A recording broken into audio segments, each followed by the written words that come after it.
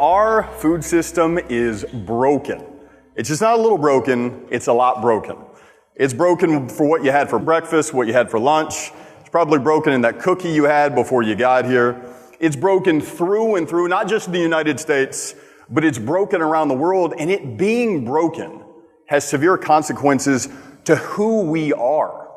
So the most common and perhaps most harmful example is soda, which is actually really a kind of liquid candy. Soda is really just this absurd concentration of a natural product that is almost always rare in nature, and that's sugar. We're not evolved to eat large quantities of sugar. But there seems to be some promise that Mexico will be the first country, as I understand it, in the Americas to enact a soda tax. Can you tell us about that? We've been working since many administrations back trying to push a soda tax with the view that if we change the environment, people will be able to make more adequate decisions regarding the choices of what they drink. On the soy question, I would suggest people go look in Asia and look at the cancer rates in Asia. You know, if you're in the United States and you're a male, you have about a 47% chance of getting some form of cancer. If you're female, it's about 38%. You know, those numbers are almost non-existent in Asia, where edamame and soy is so heavily consumed. Where I really get my dander up is when I'm accused of saying you can't love because you dress animals. That's a powerful statement. Did you say dress animals? Dress is a euphemism for slaughter. It just sounds nicer on the radio. It sure did. So regardless of whether it's organic or not, cooking skeletal muscle produces carcinogens. And that's why every epidemiologist agrees that vegetarians have less cancer.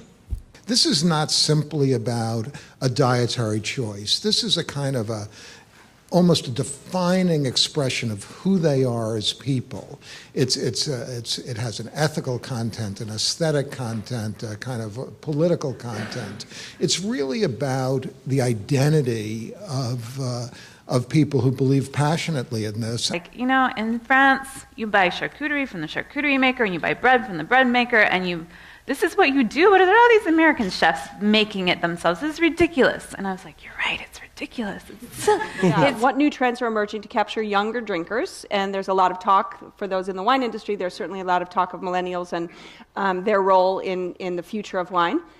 This person specifically says ages 21 through 30. Thank you, I fall right in there. And in the restaurant menus that we post in the front, you can make sure that in almost all of my restaurants you'll see the words ravioli, linguine, spaghetti. Because they're like, I don't know what the hell the rest of this stuff is, but they got linguine in here, so I'm going in. And it's because I have not chosen to make everything ephemeral, ethereal, or even out of touch.